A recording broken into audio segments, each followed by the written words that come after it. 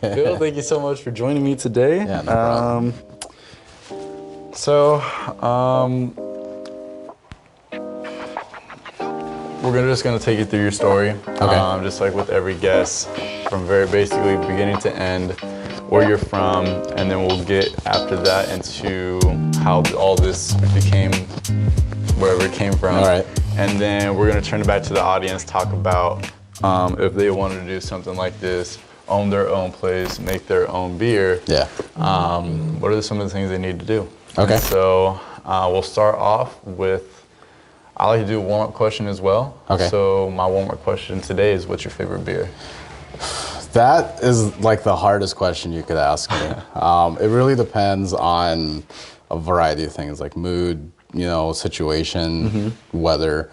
So situation-wise, like, right, if I'm out, with a bunch of people and I know I'm taking it easy, I'll stick with something like a really light pale ale or a lager. Okay. Just so I'm drinking, I'm enjoying myself, but I'm not getting, out of control. Like, where now I can't drive home. I gotta, figure that thing out. So, but absolutely my favorite beer, I would probably say it's called Delirium Tremens. It's from a Belgian brewery. It's a Belgian style, golden strong ale. Fantastic. I can drink that pretty much, any time of the year. Okay. But right now, I'm leaning towards stouts just because it's colder. When it's summer, I still drink stouts, but more pale ales, more lighter beers in the summer. So it goes with the season. Okay. Yeah. So what about, let me give you one more scenario. You're at home, chilling with the family, chilling with loved ones. It's Christmas time, everyone's gathered around. Yeah. What are you drinking then? If I've got nothing else to do, I'll probably go with either a really strong stout or like a Belgian quadruple.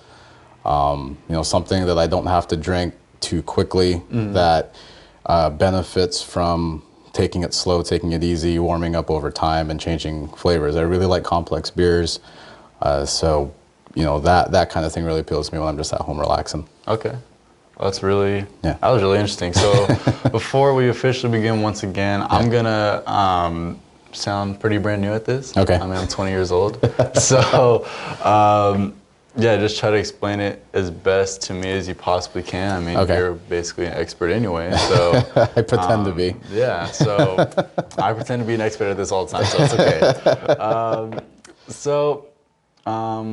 Let's just start from the beginning. Where were you born? Where did you grow up at? Yeah, so I was actually born in the Philippines. My dad was in the military. I basically moved out of there when Mount Pinatubo erupted.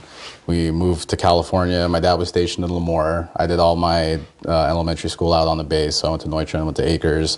There was about a 4-year period in there where I moved to Ridgecrest, which if you've never been to Ridgecrest, don't waste your time. It's a really, really quiet place. And then moved back here, went to high school here, went to Arizona for school for a year in Tempe. Okay. And moved back here, finished up college, got a degree in basically computer information systems. Was working as an IT guy for, from like 2006, 2007 up until I quit the day job in February of this year. And I'm doing this full time. Okay. Yeah. So when did you start figuring out earlier in life when you got interested in brewing? Yeah. So I actually didn't enjoy beer until I was like 22. The first beer I ever drank was a Fat Tire from New Belgium. And I thought that this was vile. It was like, why can anyone drink this stuff? It was terrible. And then now, I drink it without batting an eye. So I really got used to it. But it wasn't really until I was 22. My friends took me to this place in Clovis called BC's Pizza. Had a really, really good Doppelbock called Celebrator, which is still like top 5. And they really, just hanging out with them and going to, honestly, it was BC's that really got me really interested in like this world of beer, just trying it out. So I really have a lot to owe to them.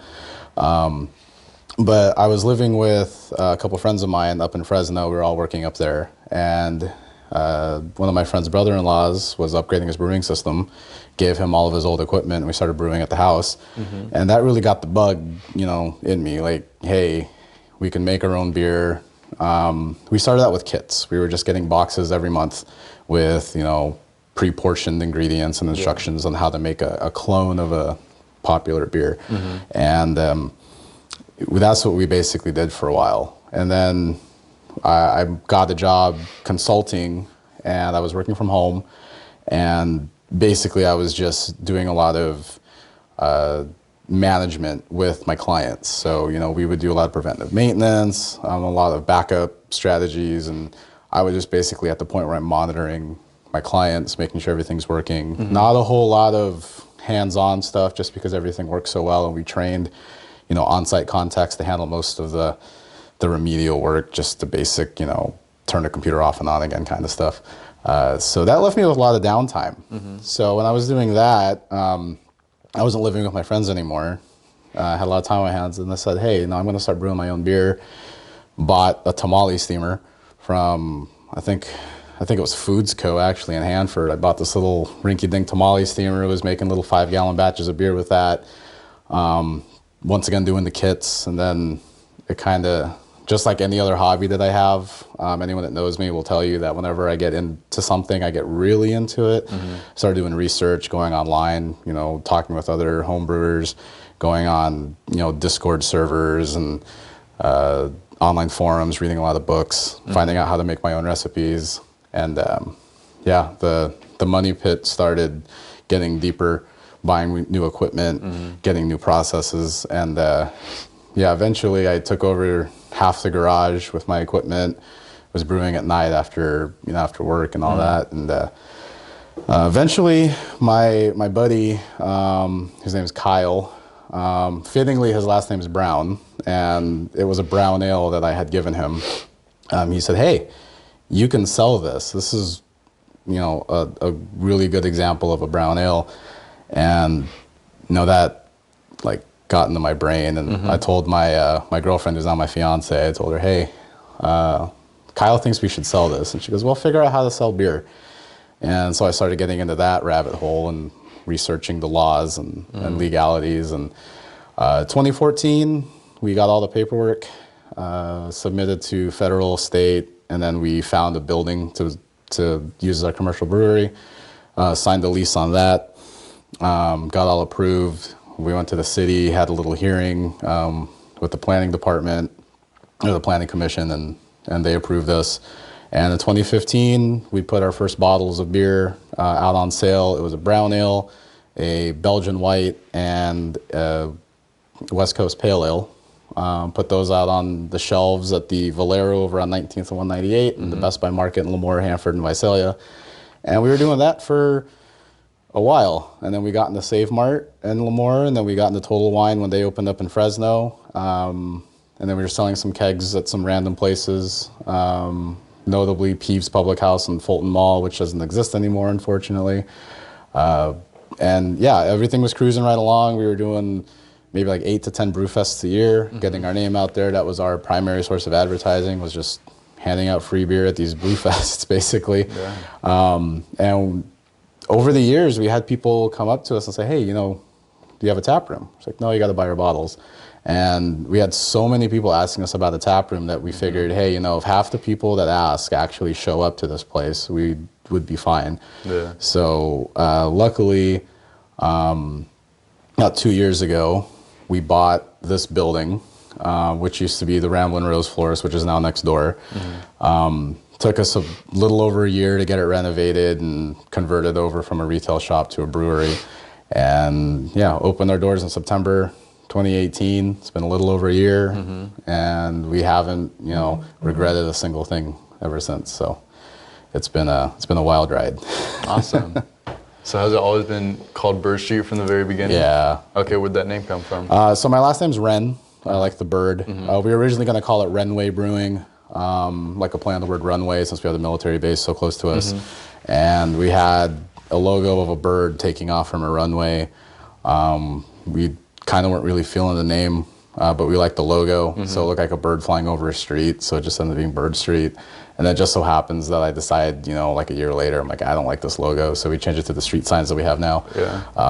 But yeah, the name stuck. And when we opened up the tap room, we were debating about doing a DBA and maybe calling it, something a little closer to like a generic, like Lemoore, centric name. And like, nah, people already know Bird Street. There's enough, identity there that we didn't want to have to start all over with a new name. Yeah. So we just kept it. So. Okay.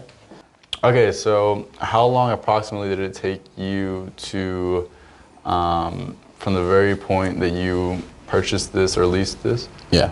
How long did it take you to do that whole renovation? Yeah, so the building sale was in like July of like 2017, and then we opened in September of 2018. So, a little over like a year and 2 months basically.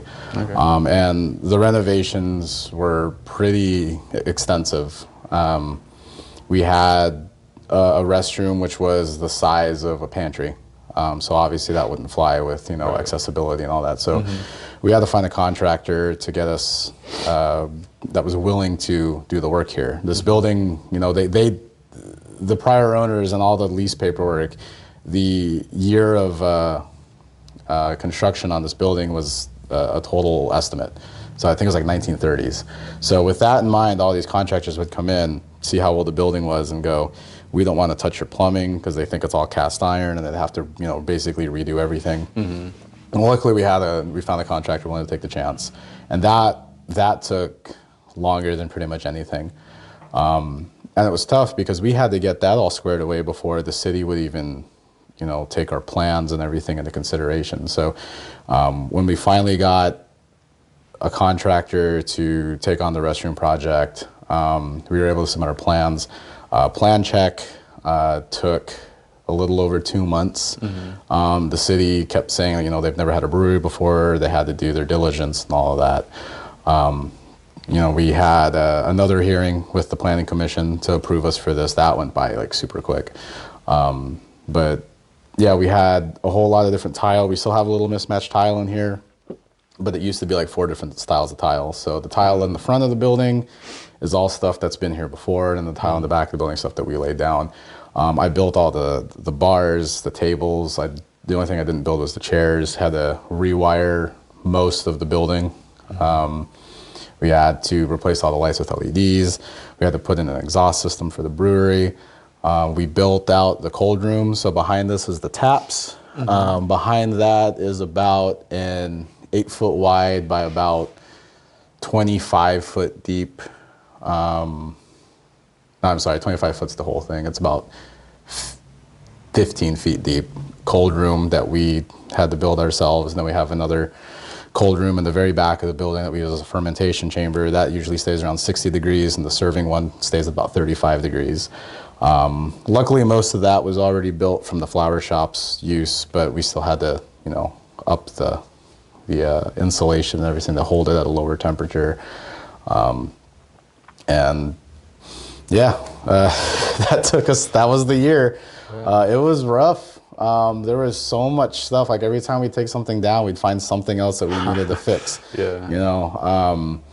When we were resurfacing the walls, we found, layers of wallpaper like half-inch thick. Just over the years, all this wallpaper is tearing out all this history in this building, and decided to just wood panel over it. And yeah, it was a real big endeavor. And the crazy thing is, like, we're not even done. We have plans to even do more stuff to the building. So this actual front right here, we just did, I think, in July, and renovated that. It used to be just all flat chalkboard with some tap sticking out of it, and then we put the recessed shelf and everything in there. The front of the building has all these bricks. We want to take the bricks out because it's taking up about 100 square feet, and that's more tables that we can put up there. Yeah. So we still have plans to renovate. We have plans to renovate the front of the building with the glass, because right now when we accept deliveries, all of our deliveries come in pallets. So we're receiving 55-pound bags of grain on pallets, stacked, 40 sacks high. and I can't fit it through the front door. Yeah. So, you catch me on any given day where I'm getting a delivery, I've got, like a ton of grain at the front door that I'm hauling in like one bag at a time to put it out front. So we want to expand the entrance so we can fit a pallet in here, roll it all in, make it a little easier on me. Yeah, for sure. Yeah, so we've got lots of plans. It's just, we got this place where we got open, where we can get people in here, and we'll work on all of that as we go on. So that's like, yeah. Man, that's like entrepreneurship at its best right there, man. So trial and error. Yeah, so basically there are some days, it makes some people unhappy because we're only open on the weekends, and during the week there's only so much that we can do, and if we take on one of these projects, we have to tell people, hey, heads up, we're going to be closed this weekend, and some people come in here a little bummed the next week, like, hey, I missed you last week, I had friends that wanted to come by. I'm like, so it's a little sacrifice that we have to do to make the building better, but we're trying to do the best we can. We're trying to optimize all the space in here and keep it interesting, keep it really inviting. So I think we've done a really good job of that so far, and I think all the improvements that we're going to do over the next year is really just going to help people enjoy the place a lot more. For sure. Yeah. If you wouldn't have pointed it out to me, I wouldn't even have noticed the tile. Yeah. it kind of like, it's obviously not exact color, but it complements, right? Yeah, it kind of blended in. Yeah. So I was like, it is unmatched. Yeah. We found a couple extra, spare tile that the prior owners had, and we even contacted the manufacturer and said, do you have this? And they said, no, it'd been discontinued for like 10 years. Oh, wow. So yeah, we were in, no shape to expect being able to find it, but we found something complimentary. So yeah. So a lot of thought went into this, and I learned a lot making everything. I'd never made a bar before. I'd never made tables before. I went out and bought a lot of tools, and now instead of my garage being half full of brewing supplies, it's half full of power tools. So, but it's cool because it turned out woodworking ended up being another hobby of mine. That's cool. So now I'm making stuff out of wood when I'm not brewing beer, which isn't that often because I'm basically living here now. Yeah. So where'd you learn how to do all this extra stuff at? I just learn from any resources available to me. I've got a couple of friends who are really good woodworkers. I reach out to them and ask them for some help. The internet is University YouTube. Yeah, pretty much. The internet is something that you can't forget exists if you ever want to learn something, because for sure. Just being willing to take the time to do research and study and watch videos and read on other people's experiences and take it to heart. That is one of the best ways to learn, besides hands-on. And then when you get hands-on, you have to have the right attitude that you're probably going to waste a lot of material or go through a lot of really unsuccessful attempts before you finally get it right. Yeah. And for some people, they pick up on it right away. I've never really been lucky enough to be that person, but we're, and I'm always, every time I do something back there in the brewery, I'm learning something. Yeah. So learning never stops. Yeah. Yeah. Well, it certainly seems like you picked up on now your own business that you'll never stop, like you said, continually learning. And that's a good thing, because that's honestly why, just a small reason why I started doing a podcast and do extra stuff on the side besides just going to work. Yeah. It's just good to always learn something new and always keep expanding what you can do. Oh yeah, and especially in the beer industry, trends change in the beer industry like your underwear, man. It's crazy. A couple years ago, the IPAs, so the India Pale Ales, they were clear.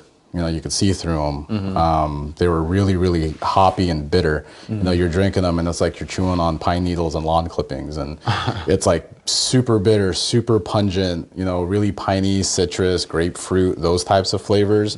And then now you go pretty much anywhere, and IPAs are cloudy. You can't see through them. People like, how much to resemble orange juice now, basically. Yeah. You smell them and you're getting more tropical, like, you know, mango and peaches and passion fruit and all these like just really sweet, fruity smells out of your hops. And then you drink them and they're slightly sweet. They're not as bitter. You're not getting like that bitter beer face, or they're becoming easier to drink. And it's just this natural just shift in how people expect it. And, you know, what we had before, like with our West Coast IPA, that thing is being outsold by they call them hazies or juicies or New England style IPAs. Those are being outsold.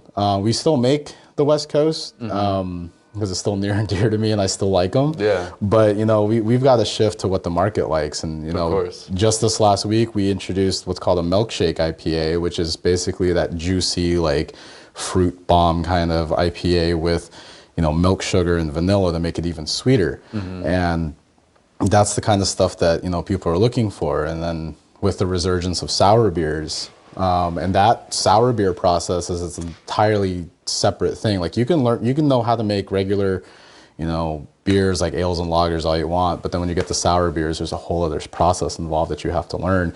And for us, like we've always made it a point to try and keep one of those on tap because there are people that really enjoy those. And, you know, you can make the best IPA possible, but you might not be as comfortable making something like a stout or even just a regular pale lager that is clean, crisp, refreshing, not hoppy, you know, really well balanced. And they're all their own little nuances in how the brewing process works and the stuff that you have to keep up with. And, you know, if the market shifts and what you're good at making isn't, you know, in demand anymore, and you have to shift to meet your customers' demand, and you're just not willing to learn, or you're just, you know, just phoning it in, you know, you're going to be in deep trouble just because there's so many breweries out there. So, you know, if they don't like your place, they'll just go somewhere else. And yeah, that's the big motivator, is just, you know, it always keeps me on my toes. And that's kind of why I really enjoy what I do now. That's awesome. So, yeah. What do you think this market shift comes from that happens so often? I think it's just like with anything. I think social media is a big driver of it, to tell you the truth. You know, once, like, I think the big shift in, especially with the IPAs, came from when, like, beer trading and, you know, online beer marketplaces, they call it the gray market. Basically, you know, people aren't supposed to be shipping beer to other people, but they do. So we'll get, you know, people that wouldn't have access to these regional varieties out of, you know, Massachusetts or Vermont or something. They'll ship what they're making out here, and then we'll do the same over there. And then, you know, the word gets out like, oh man, like, you know, this brewery over in the East Coast is doing something crazy. And then it just kind of drives this hype. And people just want it. And the breweries here are like, well, we can do that. You know, they try to figure out how they're doing it. And then it just persists through the current, you know, trend and the current demand. So a lot of it is just word of mouth, you know, stuff that you see on social media. And you don't really see a lot of, you know, forced demands through marketing, you know, much anymore. Like, you know, back in the 90s, you had, you know, the big beer brands, you know, making fun of people putting fruit in their beer. And then now you're seeing those same companies, you know, bending the knee to fruit and beer. So, you know, it's like before, you know, you were able to kind of control your market and say, oh yeah, fruit and beer is not something we want because the commercials say so. But now it's just, people aren't paying attention to what the beer companies are saying what you should be drinking. They're making their own opinions, and a lot of those opinions are coming from what they're seeing from other people and how much they're enjoying it. So it's a huge shift. Like, you have to be more in touch with your customers. You know, you like here, I could make what I want to drink. And you know, what I want to drink might not be what everyone else wants to drink. And if I keep telling them, hey, you know, you should do this, it's like, well, I want a blonde ale. I was like, no, well, you should try my Belgian, you know, and no one's going to drink it. No one's going to come in. So it's, you know, you got to play that game a little bit, which is perfectly fine, because every beer that we put on here is something that I will personally drink, and that's the final test. So, awesome. yeah. So have you learned to enjoy that process of kind of figuring out what the market Oh is yeah, doing right now? yeah. It's fun. It's a little frustrating, but just like with anything worth doing, you know, you just got to keep going at it. Of course.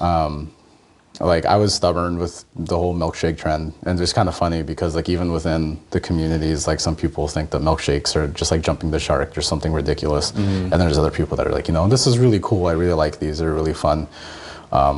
Take on the style. So you got the novelty guys and all that, but truthfully, you know, it's just with beer, like it's not really worth it to get riled up over what other people's opinions are, because at the end of the day, you know, they're enjoying themselves, and you know, if I see someone drinking my beer and really enjoying it, you know, that's the reward for me. It's like, hey, you know, I did something right. I've got people liking my stuff, and that's what I really get out of it. You know, I can make like a really, you know, really fine tasting beer, and it might not be a big seller, but I'll enjoy it. But my personal satisfaction with how good that beer was isn't going to be nearly as high as seeing, you know, one of my beers like sell out in 2 weeks, and that feels a whole lot better for me. You know, yeah. So we have this new generation coming up right now. Yep. I'm part of it. Yeah. They call them Gen Zers. Yeah. And this might be bubble talk for me, meaning I'm in my own bubble, but it seems like from the ones that are above age, mom and dad, seems like when I talk to them, they seem like not so much interested in beer right now, but into more harder liquor, I guess you can say. Do you think that they will mature, as you can say, into liking beer? Yeah, so I actually get a lot. It's kind of funny, like when I check someone's ID and they're like, you know, 97, and I'm like, oh man. That's weird. Yeah, I'm like, yeah, it's like you're legal, you know, even the 98s, like there's some 98s, I'm like, man, and then we're getting close to 99s being legal. I'm like, man. I'm just thinking, wow, this is, you know, this is crazy, because because we're not just dealing with, you know, the boomers and the Xers and the millennials, you know, we've got 4 generations all coming in here now. Yeah, I've definitely seen it, you know. Hard seltzer is increasingly popular. Like, it is so insane how hard seltzer just blew up this year. White Claw. Yeah, White Claw, Truly, all those. Even Belching Beaver, one of the biggest breweries down in San Diego, they introduced the hard seltzer. So there's a lot of breweries out there that are kind of just riding the wave, you know, and if they have the resources and the capacity to afford them to jump in on that, more power to them. I know there's a lot of breweries that look at those guys with disdain, like, oh, I can't believe you're selling out like that. It's like, you know what? They need to make money. They need to keep the lights on. They need to keep their employees paid. Yeah.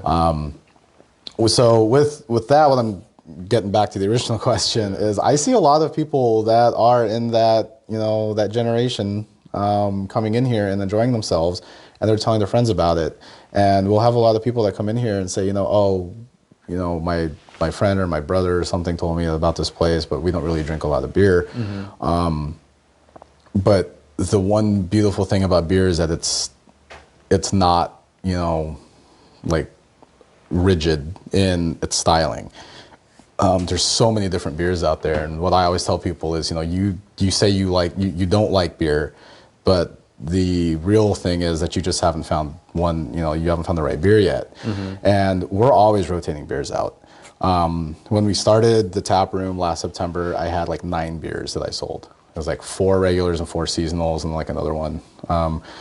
We're up to over 60 in this past year. Like every single one of them is completely different from the other one. You know, we have different styles like IPAs and wheats and pale ales and all that, but every single beer tastes different than the other. And what I always try to manage is to get a variety that's going to appeal to a wide variety of tastes. So, you know, someone might come in here and say, oh, I don't like beer. And I say, well, what, you know, do you drink alcohol? They go, yeah. I say, well, what do you like to drink? You know, and someone will come in and say, oh, I drink cider, or I drink, you know, really like fruity liquor or something. Yeah. If they're a cider drinker or a wine drinker or something, I'll usually pour them a little of my sour. It gives them that like tart feeling that they're looking for, like in the cider, and it finishes kind of fruity like a wine. And a lot of people really lean to that, and it'll kind of turn them into not a, regular beer drinker, but, something that, oh, if I'm with my friends and they want to go to Bird Street, I'll happily come along because they have at least something that I enjoy. Yeah. Or, if somebody actually came in and said, oh, I like bourbon. I was like, I got you. I have this 13.5% barrel-aged stout right now, and the first thing you get off of it is like oak bourbon. And they drank it and they go, wow, this is really good. And they really enjoyed it. So it turned them, from this, I only drink, whiskey kind of thing into, oh, beer can give you that same type of flavor and they can enjoy themselves with their friends. So I'm not out to convert everyone into a beer drinker. But if they come in, I'd like to at least try and attempt to find something that they enjoy. Yeah. So that's part of what's coming here. I don't, expect people to just come in here and just order whatever and not enjoy what they're drinking. I want people to enjoy what they're drinking, know what they're drinking, and that's more important than making sure someone comes in here and orders like 6 pints, because that's not the purpose of the tap room. It's beer education and enjoying yourself and enjoying the community. Maybe meet some new friends or something like that. So, yep, that's great, man. Yeah. So let's get into like the third half, or the third 1/3 of all the questions I usually like to ask. Right. Let's talk about some of the trials and tribulations you might have gone through. We've already talked about the whole renovation of this building and how it's still a continuous process. Yep. So what are some of the other things that you've had to kind of fail at in order to get where you're at right now? Yeah, we've thrown a lot of beer away. When you're hearing the beer just sloshing down the drain, it hurts. It doesn't matter if it's the first time or the 50th time you've done it. We've thrown a lot of beer away, and that's just with our quality. We don't want to put something on tap that doesn't taste good. Got it. We've had a lot of failures in new batches. Basically, with the size of our brewery, we're probably the smallest brewery in the valley. We produce about 35 gallons of finished product, which is around 1 barrel. So if you hear other breweries talk about their barrel size, that's how much they're producing at one batch. So, for example, like we have Kuya Brewing in Tulare. They have a 2-barrel system, and I know they use like double or triple batch. They have to get like 4 to 6 barrels. They might even be bigger now with their new. Anyway, I know another brewery just opened, which I think is like a 10-barrel system. So with that in mind, we're extremely small. Yeah. And for some breweries, their pilot batches, which is their test batches, is my size for my production. So, it's kind of funny. So we'll produce like 5 or 10 gallon batches as tests just to make sure that they work. And, we'll dump all those away. But then when we're expanding those, or I'd say we'll dump them away if they taste bad. If they're good, we'll package it and we'll enjoy it. But when we expand that to a full-size 1-barrel batch, it's not all just multiply the recipe by 6 or by 3 or whatever. There's a lot more involved, and when we get something wrong, you're like, oh, it's too bitter, or oh, this is we had too much spice in here, too strong. Yeah. Throw all those away. So that's the biggest challenge I have at the moment. But another big challenge is learning your equipment.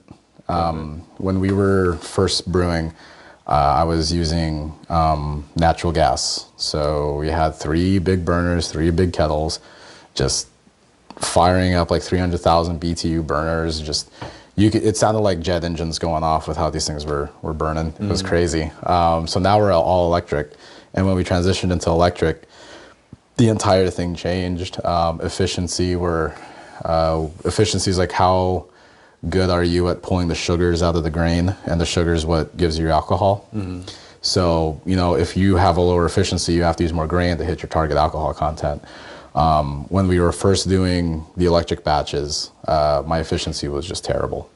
So that took a long time to dial that one in, and it's tough because at the end of it, like if you're not hitting your target efficiency, is not hitting your target sugar content or gravity, you're going to end up either with less beer or not the right beer, not the alcohol content you wanted. And legally, we have to be accurate with that. So, and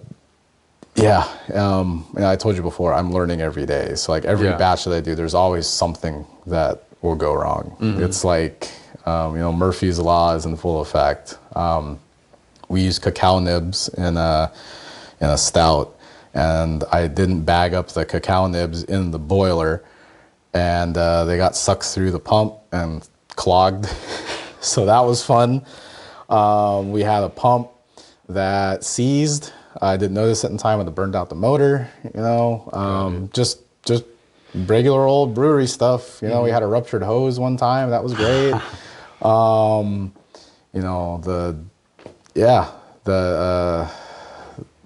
fermenter, since our fermenters are small, they're about my size. I'm luckily enough to have those, so I don't have to worry about, fixed plumbing or anything. Yeah, the fermenter bust the wheel when it was, full of 40 gallons of beer. And I'm sitting here with like 600 pounds of beer or something. I can't move it. Or 300 pounds of beer, and I couldn't move it. And it was just, So, we deal with a lot of problems. A lot of it's just regular day-to-day stuff. But honestly, the biggest thing is just when you're making new batches, be prepared to have it not turn out right. And that's true with even like repeated batches, because beer's alive, yeast is alive. You could have the best quality control ever, but if your yeast supplier, sends you something that wasn't what it was labeled as, or something goes wrong with the yeast or something, whatever, it could ruin a batch. So it could be a beer you've made 50 times before, and this time the yeast just didn't do it right, or you picked up on something, or it didn't boil as vigorously or something. All these variables. Be prepared to throw a batch away, and just pick yourself back up and do it again, because it hurts. But if you let that get to you, you're not going to last long. Yeah, of course. Yeah. Do you have like any specific failure that might have happened at one point that's like your absolute favorite to look back to and be like, I'm never going to do that again? Yeah, I've mentioned it before, but Kauai, Julian, thank you so much. Shout out. Yeah, Shout out to Julian. Shout out to Julian from Kauai. We were brand new at this, and it was actually the brown ale that was the reason why we started brewing. We made a batch of it, tasted it every single step of the way, everything was fine. Something happened when we put it in the bottle, and we delivered maybe half of a batch. So about, what's that? About 10 cases. Yeah, about 10 cases of bottles to all the Best Buy markets, and even to the Valero out there. And I get this random email from this guy named Julian. I'm like, okay. And he goes, hey man, I'm with Kauai. We saw your product. We were excited to try it, but it tasted like a nail polish remover. And I'm like, what? So at first I thought like, oh dude, is this guy trying to like intimidate me and say my beer sucks? Yeah. So I was freaking out because I was pulling it straight out of the keg and it tasted perfectly fine. Yeah. So we ran down to the Best Buy in Lemoore, bought one of my own bottles, which was awesome because I got carded for my own product. That's cool. Yeah, I was like, that was a cool moment. But anyway, we take it back, we crack it open. I'm like, oh yeah, this tastes like nail polish remover. So like that night, it's like past delivery time. So we're trying to find the managers at all these Best Buys. Like, hey, we need to pull these all out. We'll replace them in the morning. The recall. Yeah. So, and we pulled them all. We packaged the rest of the brown ales, and then we let them sit for like a day and then tried it again. And then we're like, okay, these don't taste bad. So I don't know what happened, like something in our sanitation with the bottle or whatever, but it was so weird because like that type of off flavor usually doesn't happen from packaging. It's usually like an indicator of, yeast health or improper fermentation or something. So it really threw me for a loop, but it saved us though, because there's a lot of people, they give you one shot, and if your beer tastes like garbage on that first shot, they'll write you off forever. And like I said, we were brand new. Yeah. So, we luckily caught it in time. We owed a lot to Julian for that, and never happened again. So, to this day, I have not made a nail polish beer. There you go. As interesting as that would be, I don't think it'd be a very good seller. No. And it was crazy. And the funny thing was, like, we actually, I probably shouldn't say this, but we actually found, we used to have white labels. So when we had bottles, we had black labels for the longest time, but the first initial batch was like white labels. And they looked super cheap and homemade. Yeah. And it was kind of charming, but at the same time kind of embarrassing because they just looked bad. But anyway, I found when we were moving out of our old brewery, there was a case of the brown ale sitting at the bottom of the shelf. Like, oh man, like we never delivered this, and it has white labels on it. Yeah. And it's been sitting in the fermentation room, which is right around 60 degrees for 4 years. Yeah. I'm guessing, and then I cracked one open and I was like, I wonder how this tastes. It tasted fine. So I was like, all right, this has a good shelf life. Yeah. It tasted just fine. So I'm like, all right, that whole acetone, nail polish remover thing, I don't know how that happened, but I had a 4-year-old grizzly right there that never happened. So I was like, yeah. So yeah, it was a weird one-off thing. But that also speaks volumes to the community that I'm involved with, because, if they were so competitive that they didn't want me on the market, they probably, they wouldn't have told me. They would have been like, yeah, whatever. They would have just let me drown. Yeah.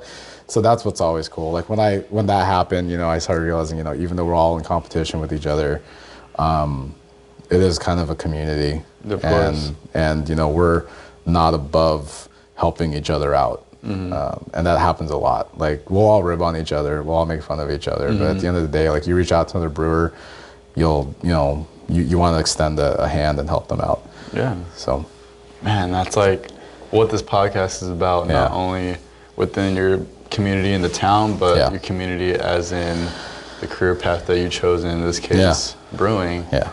You just like help each other out as whenever you can. Yeah, absolutely. Like you don't want to put other people down, because even if it's not an industry related to me, I want to see more businesses come into Lemoore and succeed. I want to see more people start successful businesses and do it the right way. Like we've seen so many businesses come and go, and a lot of them just don't have the right mindset when they come into it.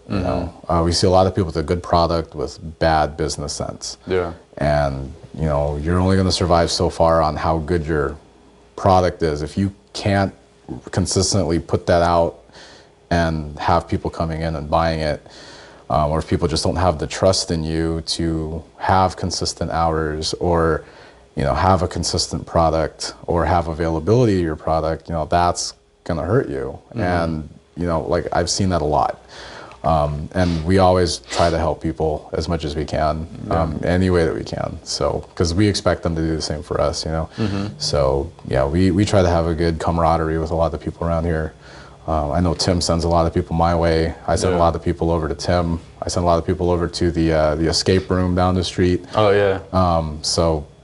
And they do the same with us. Like we're always, reciprocating all of these, word of mouth things to people, because they're like, oh, there's finally something to do in Lemoore. I'm excited. We have a brewery. I'm like, oh, we also have an escape room.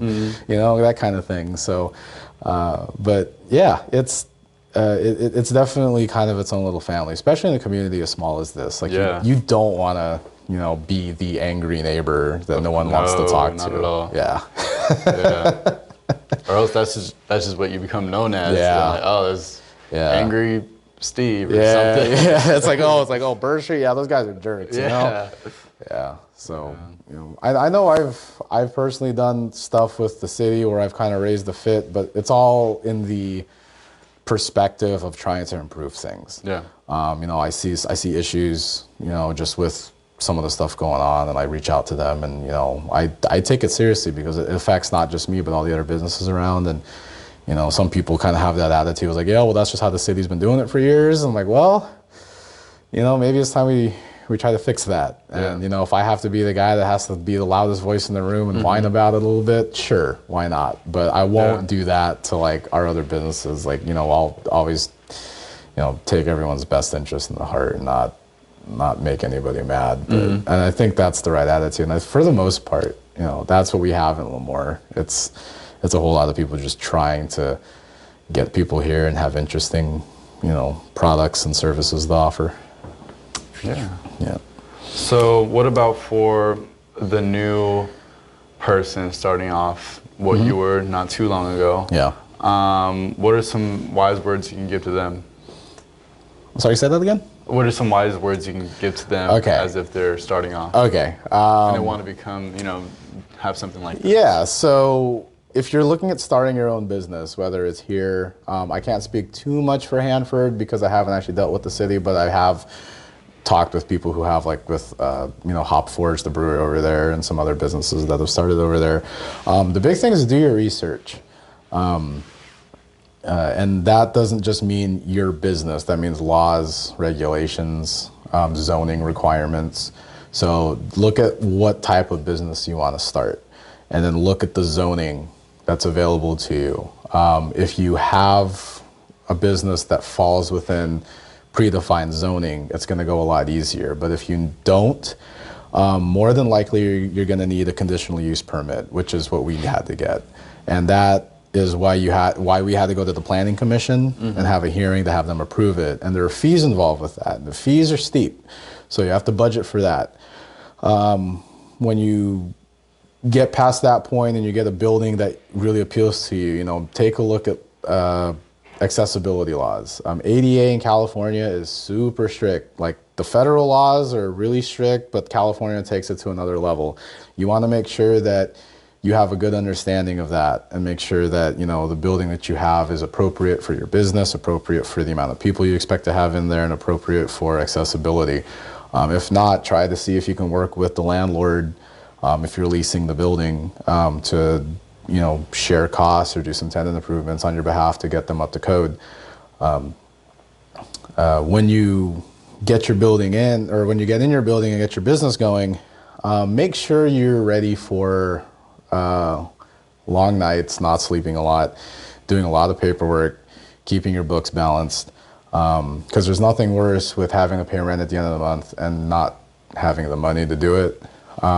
Make sure that you're not overextending your costs and not being able to cover the fixed, like, regular costs, because when you start a business, I mean, the expenses on starting any business is tremendous. And if you have a product that you have to offer, you have the costs associated with producing that. So all of that, plus all of the things that people don't think about, like your insurance. Yeah. People are like, oh yeah, I can pay my security deposit and I can pay my first month's rent, and I'll make money and that'll cover my rent. It's like, well, you got to have your insurance, and no one ever thinks about that. And if you want to hire employees, that's more insurance and workers' comp and taxes.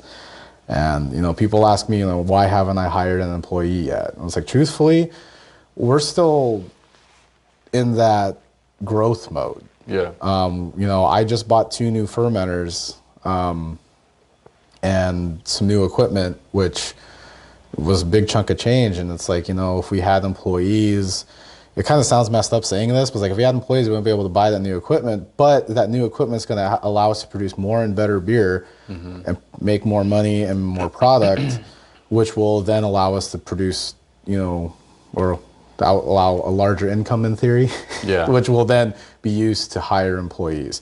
So we're still on that trajectory. So it's a slow burn. It's not like we're jumping right into it and hiring employees right as we open. Yeah. But there's a lot of people that want to start a business and think, I'm going to be the boss, I'm going to have people run the place for me. But people are your biggest cost. I mean, people don't realize that. You think, I'm going to pay this guy minimum wage. Well, minimum wage is going to go up. If you have 2 employees, running an 8-hour day, how much is that going to cost you per day, plus your payroll taxes, plus your workman's comp insurance, plus your regular liability insurance. It's not just the minimum wage costs, and that I can't stress enough, because there's so many people that have everything else taken care of, but then when they start hiring employees, they get underwater because they can't afford them, and they don't have the heart to let anybody go, or don't have the desire to do any of the work themselves. Yeah. So that's my biggest thing. Make sure you can market yourself. That's important, because you can have a great product, you can have a great business sense, but if no one goes through your doors and gives you their money, none of that matters, because you couldn't market yourself. Yeah. I'm an introvert. I did IT for the better part of like 12, 13 years, and You know, my people skills aren't the greatest, but I had to learn. I had to learn how to, you know, sell my products, sell the brewery, and promote it out there. So that was really challenging, but you have to be able to do that. Just put yourself out there and tell people, you know, why they should give you their money. And if you can't do that convincingly, then you're not going to succeed. So anyway, yeah, that's about all I got. If anybody wants to reach out to me, since I'm behind the bar every weekend, feel free to come in and chat. Reach out to us through our website or Facebook or Instagram or whatever, and reach out and hit me up. I'll be happy to answer any questions you might have. But yeah, that's the big thing. And everything I touched on is kind of the big reasons why I've seen a lot of these businesses or potential businesses not come to fruition, because they weren't taking all of that into consideration. Yeah. So I have one more question for you. Sure. I started asking this question 10 episodes ago. Okay. On episode 10. And it's more of a touching question a little bit. It's how do you want to be remembered as, or who do you want to be remembered as? Yeah. So I never got into brewing beer to be like the next Anheuser-Busch or the next Firestone, or even like, you know, sell out and make a bunch of money and retire when I'm like 40 or anything. I honestly, like when we did this, I started out brewing and bottling beer, and I did that like 3 days a week. And it was at night, and it was after I had a day job, and I always thought it was going to be a hobby. And then we got the tap room, and I quit the day job, and now this is basically my life. And I've met a lot of good people. I've met a lot of really interesting people. I have so many stories from so many different people, and I don't ever want Bird Street to give that up. You know, I don't want to grow it so big that I forget my community. So I just want people to remember Bird Street and like me as, you know, like the dude behind the bar that fixed your computer that you brought in that wasn't working, and I happened to just jump in there and fix it.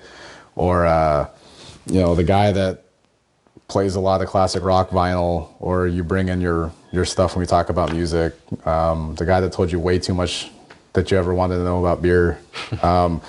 Just, you know, a cool little hangout. That's all I want to be remembered as. Like I'm not in it to make, you know, a bazillion dollars. I just wanted to have something that I could enjoy doing that, you know, after I got burnt out from IT, you know, I didn't want to do that anymore. I'm thankful I have this, and I just want to keep doing it. And that's all I want to get. Yeah, that's the best way to remember me by, is just the dude that makes the beer that you drink.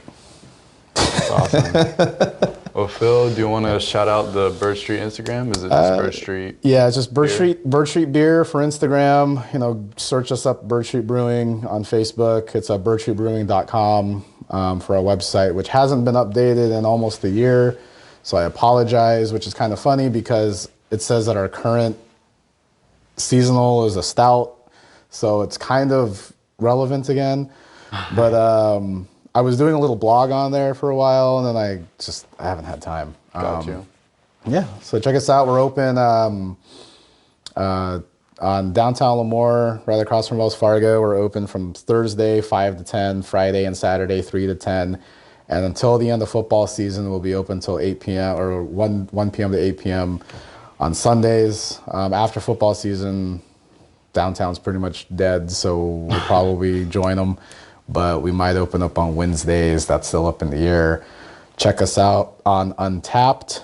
It's UNTAPPD. It's a beer check-in app. So if you ever drink one of our beers or come in here, check in on Untapped. Let us know what you think about the beer. And if you check into the beer, you get a nice little Drink Lemoore badge that you get to show off to people, saying that you came in here and you were supporting local Lemoore beer, which, you know, please, if you haven't used Untapped, check it out. It's a really good app, and it's just really cool as a beer social media platform. So, awesome. Yep. So anything else you want to add that I might have missed?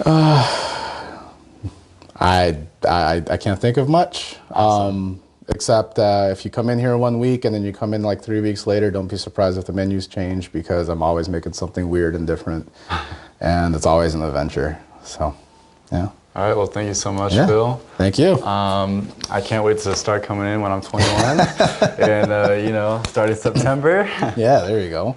Oh, that'll be for our 2-year anniversary. Oh, there you go. There we are, yeah. It'd be like, hey, I'm here for the 2-year anniversary. Also, I'm legal now. Yeah. So the first anniversary was a chocolate cake stout. Ooh. And it literally was like chocolate cake in the stout. So I have high expectations for year 2. So we'll see what year 2's anniversary beer is. So Awesome. look forward to that. All right, so come check this place out, guys. It's a beautiful place, and they're not even done yet. And thank you, and we'll see you next time on the Community Proud Podcast. All right. Thank you.